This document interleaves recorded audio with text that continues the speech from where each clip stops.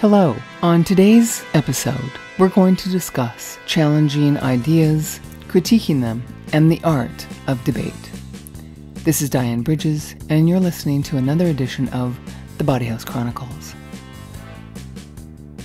In this day and age, we've lost the ability to have a real debate. So many of us don't really know how to have a conversation where the people involved have differing opinions without it descending into a full-on argument. I remember my mother used to love to go to bridge parties because she knew that there would be people there that had differing political viewpoints. They had traveled to places she hadn't been, and there would be lively conversation and debate and lots of disagreement, but they would have fun, they'd have some wine, they'd have something to eat, and at the end of it, everyone would be friends, and they would have learned a little bit more about life and each other. And we're not doing that so much anymore. So that brings me to a topic I want to discuss on what it means to be challenging versus critical when dealing with someone who doesn't have the same viewpoint as you. How can you discuss it and raise points that may be challenging to their viewpoint without being overly critical, and thereby creating a lot of resistance to a continued conversation and to delve into greater depth into somebody's viewpoint? So what does that mean to challenge someone without prejudice or criticism? Well, you could start with the kinds of questions that you pose for them. It's probably not a great idea to lead with, well, don't you think this, and don't you think...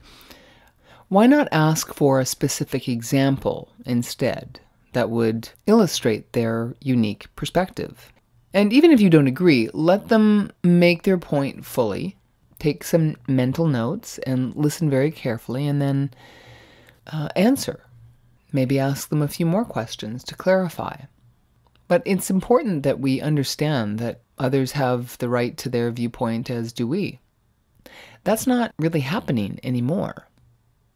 People are getting terminated and deleted off of huge social media platforms just for having a certain point of view. They just have a different viewpoint than the people running the platform and many of the people using it.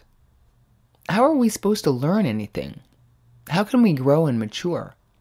I know I've been shaped by other people's viewpoints. It resonated, and I'd think more deeply about what they had said and applied it to my own life and made adjustments accordingly, sometimes dramatically.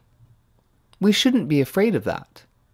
It shouldn't even really be an emotional thing, really, just purely philosophical.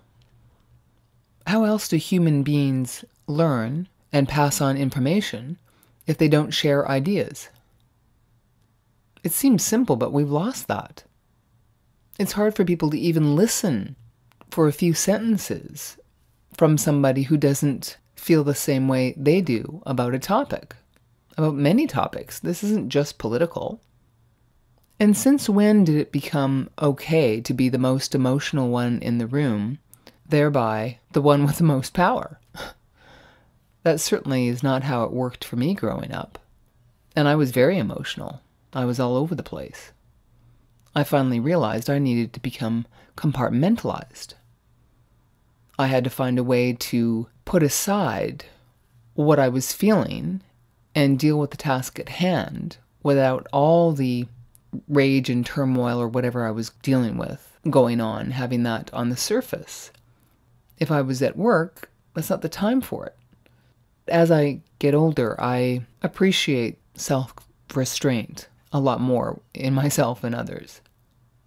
And you might as well stay on the positive side, looking at things with a clearer lens, whereby you say either I don't know, or maybe seeing the silver lining, so to speak, and not being so quick to judge. Learning the art of real debate. Learning how to critique something in a way that is nuanced and can be appreciated, and not in a way where something is rejected and beaten down. There used to be debate clubs in high school. That was something that was highly attended by the schools. And students used to take a lot of pride in presenting an argument that was not easily debated against. There weren't many holes in an argument, and that's what was encouraged by the teachers because it forced the students to think about their viewpoint from every different angle.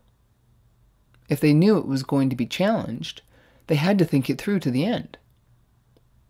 I don't see a lot of that going on anymore.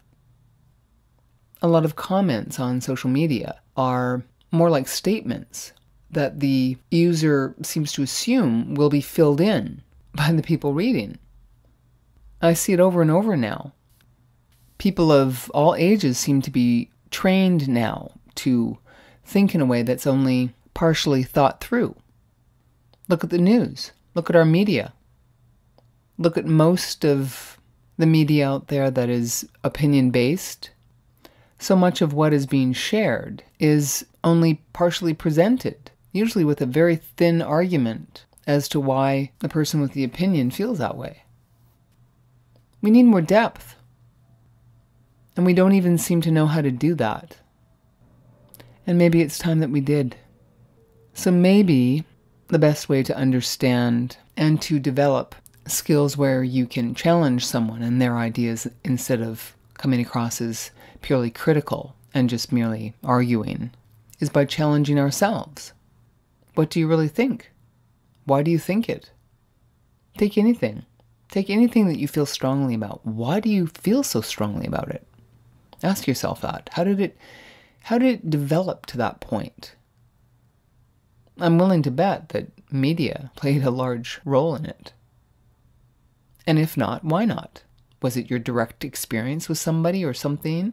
Were you in a situation where you experienced something that was unpleasant, or you responded in a negative fashion and then came away with a negative viewpoint? Just because a situation was negative doesn't mean it was necessarily bad. Sometimes you can grow from it. Other times you just need to change your perception about it, and then you realize it wasn't that bad at all. That you were just maybe young and naive or uninformed, or it was just purely a judgment that had nothing to do with the situation. These are important things to learn and understand about ourselves so that we can mature and evolve. Because we're descending pretty quickly. This is April in 2021, and we need to get it together fast. We've got younger generations that are growing up that have absolutely no idea how to be human.